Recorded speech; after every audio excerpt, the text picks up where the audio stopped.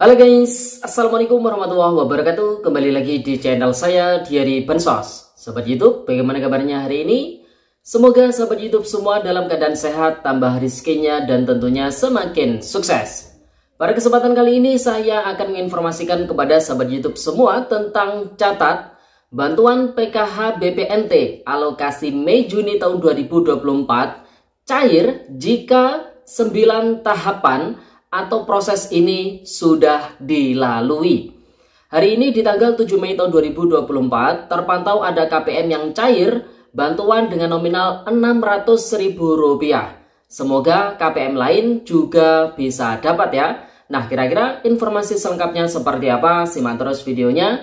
Jangan skip supaya tidak menimbulkan gagal paham dan tentunya salah paham. Bagi yang bergabung dan baru kenal dengan channel Diary Bansos, saya ucapkan selamat datang dan terima kasih banyak. Saya mohon bantuannya kepada sahabat YouTube semua untuk terus mendukung channel Diary Bansos dengan cara like, share, komen, dan tentunya silakan di subscribe channelnya, aktifkan notifikasi loncengnya supaya sahabat YouTube semua tidak ketinggalan di video-video terbaru dari channel Diary Bansos ini. Dan silakan di share ke grup-grup media sosial sahabat YouTube semua apabila video kali ini bermanfaat. Oke sahabat YouTube, langsung saja saya akan melanjutkan informasinya tentang catat bantuan PKH BPNT alokasi Mei Juni tahun 2024 cair setelah 9 tahapan atau proses ini sudah dilalui. Hari ini di tanggal 7 Mei tahun 2024 terpantau ada KPM yang cair bantuan dengan nominal Rp600.000. Semoga KPM lain juga bisa dapat ya. Nah, kira-kira informasi selengkapnya seperti apa? Simak terus videonya ya, sahabat YouTube.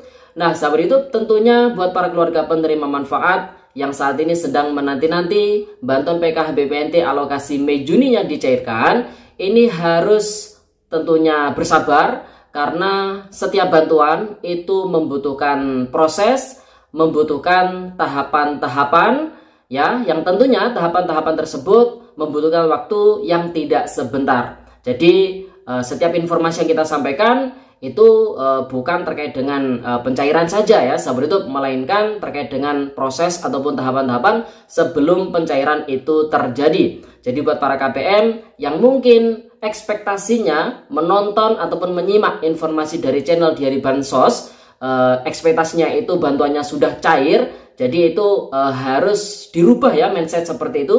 Karena setiap informasi yang kita sampaikan itu tidak melulu semuanya tentang pencairan.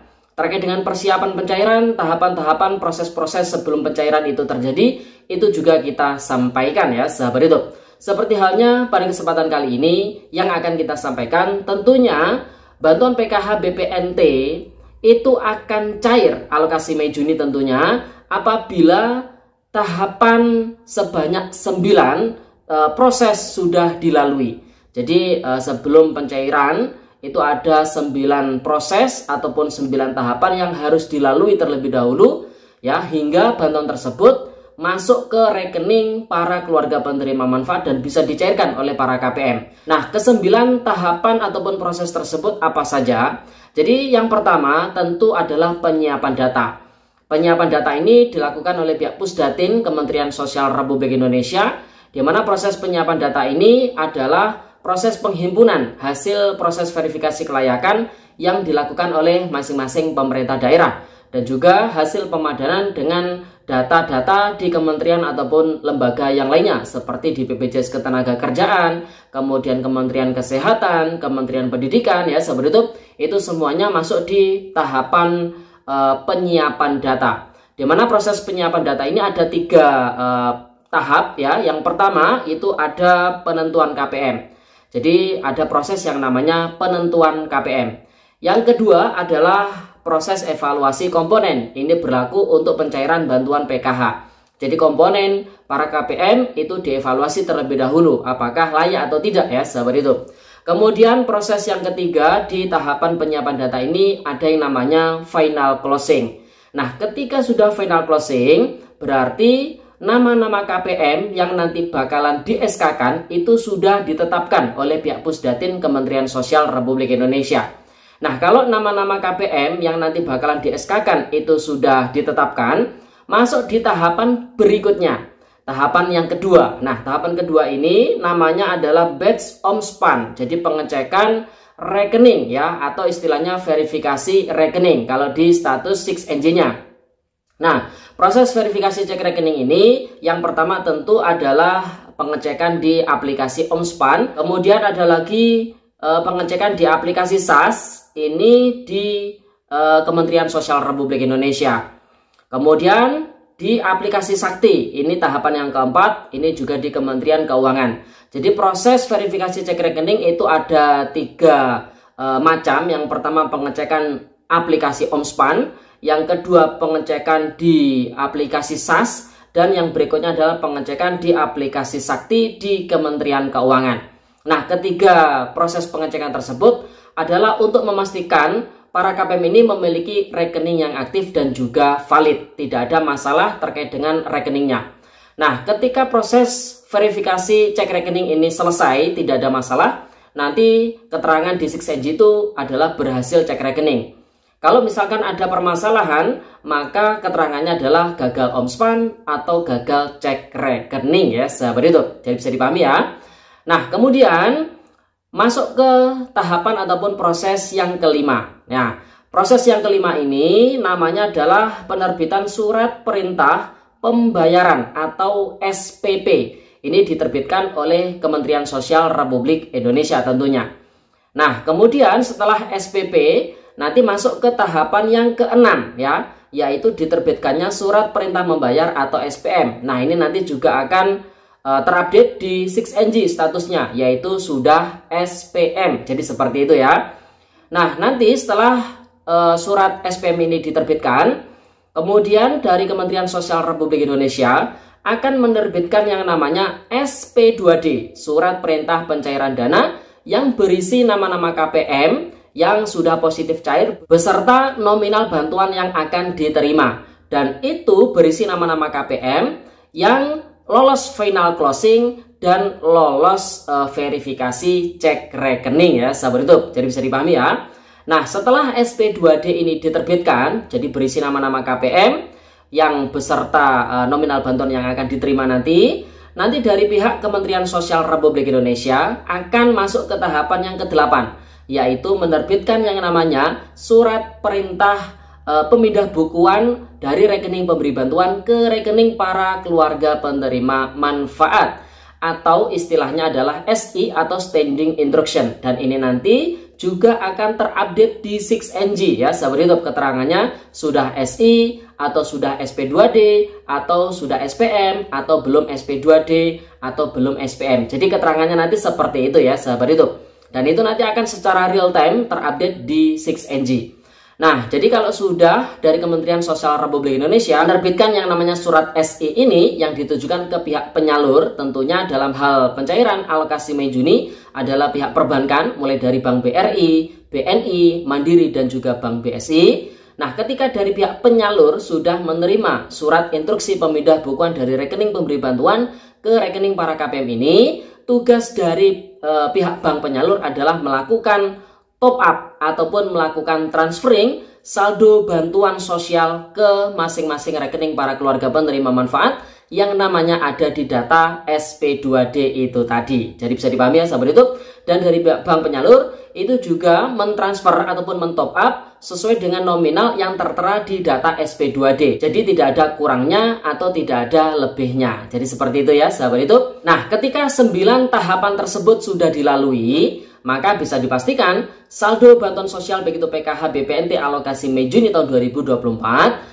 nanti akan langsung dicairkan oleh pihak KPM ya, sahabat YouTube. Tentunya nanti informasinya secara berjenjang. Dari pendamping sosial nanti akan menginformasikan nama-nama KPM yang ada di dampingannya, siapa yang cair, siapa yang tidak. Nah, yang cair, yang nama-namanya ada di data SP2D, nah, para KPM ini harus segera melakukan transaksi atau mencairkan saldo bantuan yang sudah masuk ke dalam kartu KKS-nya, baik ke mesin ATM terdekat ataupun ke agen bank terdekat. Nah, kalau melihat alur mulai dari tahapan 1 hingga tahapan ke-9 ini, maka kartu KKS para KPM itu bisa mulai dicek apabila status di 6NG itu keterangannya sudah SI ya, sahabat YouTube. Tapi kalau keterangannya sudah SPM atau sudah SP2D, itu masih belum bisa dicek. Tapi kalau sudah SI, nah itu insya Allah sudah mulai bertahap. Bantuan sosial PKH maupun BPNT di top up ataupun ditransfer oleh pihak bank penyalur. Dan biasanya proses penyalurannya itu bergelombang atau ada terminnya, karena biasanya proses penyiapan data yang dilakukan oleh pihak Kementerian Sosial Republik Indonesia itu tidak serentak ya seperti itu. Jadi secara berkala data KPM yang siap duluan itu yang dicairkan duluan. Buat para KPM yang datanya siapnya itu belakangan, ya cairnya belakangan. Jadi seperti itu ya sahabat YouTube. Nah tentunya 9 tahapan ataupun 9 proses ini wajib dipahami betul oleh para keluarga penerima manfaat. Dan sekali lagi kita sampaikan, kita belum pernah menyampaikan untuk bantuan PKH ataupun BPNT alokasi Mei Juni tahun 2024 sudah dicairkan. Jadi kita belum pernah menyampaikan itu.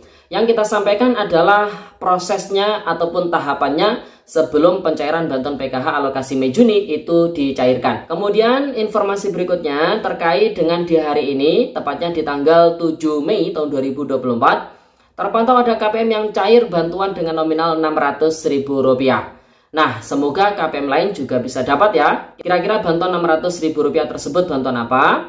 Jadi bantuan Rp600.000 tersebut adalah bantuan PKH murni ya sahabat YouTube, bagi KPM yang dicairkan secara tunai lewat PT Pos Indonesia untuk alokasi triwulan kedua yaitu April, Mei, Juni tahun 2024 bagi yang memiliki komponen lansia atau disabilitas 1 orang, kemudian atau yang memiliki komponen gabungan yaitu anak sekolah SD sederajat 1 orang plus anak SMP 1 orang. Jadi itu total bantuannya adalah Rp600.000. Dan pada hari ini yang terpantau ada proses pencairan yang dilakukan oleh pihak PT Pos Indonesia, ada di daerah Nganjuk, kemudian ada di daerah Cianjur Selatan, kemudian ada di daerah Tasikmalaya. Dan tidak menutup kemungkinan di daerah-daerah lain yang tidak terpantau oleh kami, pada hari ini juga ada proses pembayaran pencairan yang dilakukan oleh pihak PT Pos Indonesia. Tentu kita ucapkan selamat buat para KPM yang sudah cair bantuannya, baik yang lewat kartu KKS maupun yang lewat PT Pos Indonesia. Sedangkan buat para KPM yang saat ini masih belum kebagian pencairan, nah ini solusinya ya silakan cek saja di operator 6NG yang ada di desa masing-masing untuk mengetahui status bansosnya, apakah masih dilayakkan oleh pemerintah daerah atau sudah ditidaklayakkan oleh pemerintah daerah. Kalau sudah ditidaklayakkan oleh pemerintah daerah, maka bisa dipastikan di pencairan kali ini tidak akan cair bantuannya. Oke, sahabat YouTube, jadi itu informasi yang bisa kita sampaikan pada kesempatan kali ini. Semoga videonya bermanfaat. Dan sampai jumpa di video dari Bansos terbaru berikutnya. Sekian, terima kasih. Salam PKH. Wassalamualaikum warahmatullahi wabarakatuh.